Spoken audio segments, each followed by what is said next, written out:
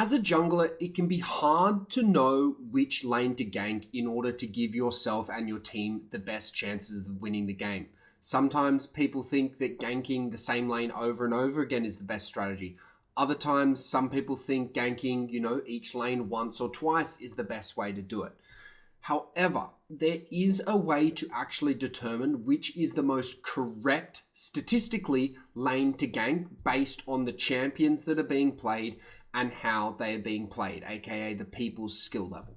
So in today's quick video, we're going to be listening to my challenger coach, Coach Sagittarius, in one of our weekly boot camps, talk about how to know which is the correct lane to gank as a jungler every time. Now, if you're interested in joining these boot camps, we host these weekly in our Discord server. Please check out the link below where you can sign up for your free trial, and there's just $10 a month after that. Let's get into the video.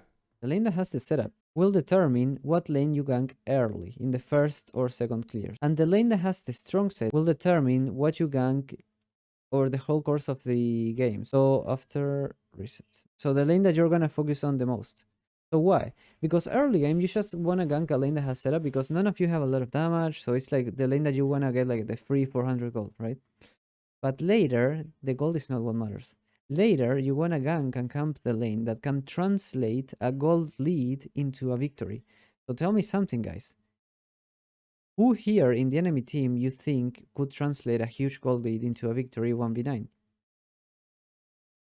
I think Zeri has good carry potential.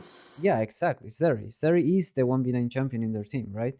Veigar doesn't need kills to carry. He just has a setup tool plus Everfrost plus farming with Q. So he doesn't. And by the way, they're not gonna kill a Vladimir, right? He will just pull away.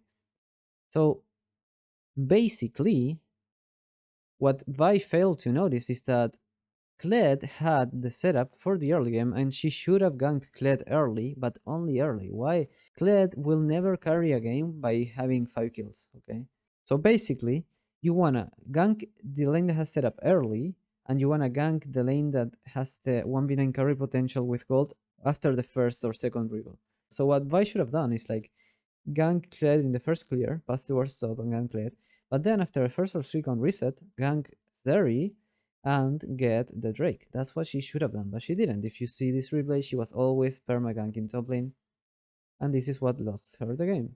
Yeah, so Queen dies level 1 to a cheeser, and then it begins, right? Vi starts ganking her so much. Gank and kill, gank and kill, gank and kill. So she keeps doing this. 25. Again.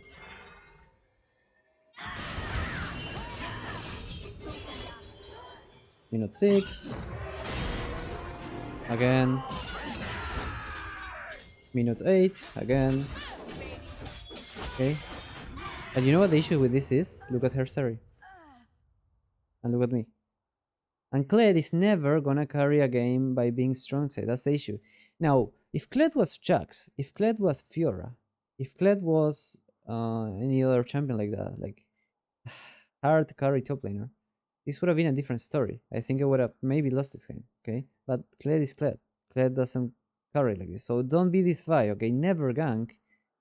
Never like camp a lane that is supposed to not be a strong side lane. Kled is not a strong side lane. Kled is a setup lane.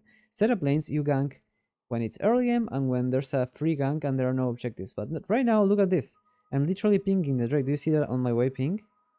I'm pinging the Drake and we're gonna get free Drakes with free gold, free stuff here. And see, Evelyn is ganking bot lane or at least being bot side. And I am the strong side lane because compared to Queen, I do so much more with the Prio and the gold. Queen is supposed to be one of those like be left alone and punish 1v1, right? In fact, she roams a lot. She's not supposed to get ganked by in her lane. Okay. So I think this is something that you should keep in mind for the future always. The same goes, for example, if the enemy top lane is like a Sion, Ornn, things like that, you don't want to spam gank them.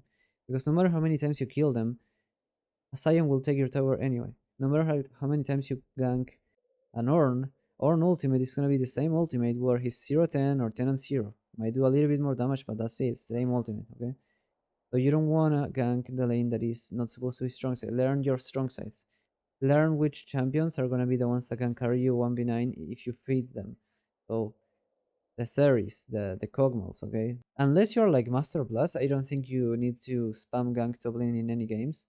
I think top lane is the lane that you gank once or twice early, and you give them like that lead that then makes them a monster, and the enemy top lane cannot play 1v1, so you don't need to gank more. And the Drakes are bottom, Drakes are OP, guys, remember. Remember, guys, Drake win rate, okay? Soul win rate, 91% win rate on the Drake Soul in silver. Go to platinum, 92%, 90% on the others. So that's where bot lane is, right? You got an early lead, so and you said bot lane. The enemy bot lane doesn't have that much setup potential. Yeah, So if you already got fed, how could Y impact bot lane? In which way? because I'm perma playing aggressive and diving them. That's the thing. So in this gank, it's gonna be very obvious when I show you what happened. Yeah, so look at this. Look at what I'm doing here. If I was here instead of going topside, like why is she even topside? Look at this. Her camps are down. Both bot side camps are up, so she should be bot side. She's only going top to keep killing a queen that is 0-2 already. It's gonna give her like 200 gold, and she's gonna lose all the bot side plus this. Look, if she was here, she would have won the game because I wouldn't have done this. Look, I killed the Seri under tower. Now I go even more aggressive and I kill the Chan under tower as well. Imagine if Bai was here, right? Look at this. Yeah, and that's a really good example. And she has nothing to do here, no camps. She just went up to kill the queen, and let's see what she got from killing this queen. So I think she killed her again. Yeah. But let's see how much gold she got from this. She got 220, like I told you, I said 200. The click got 110. I got 600 plus the whole way crash on their tower. Plus, now her clear is fucked because not only this, but how can you ever be behind in CS against an Evelyn, right? That's illegal. That only happens because she's not even clearing, because she's ganking top.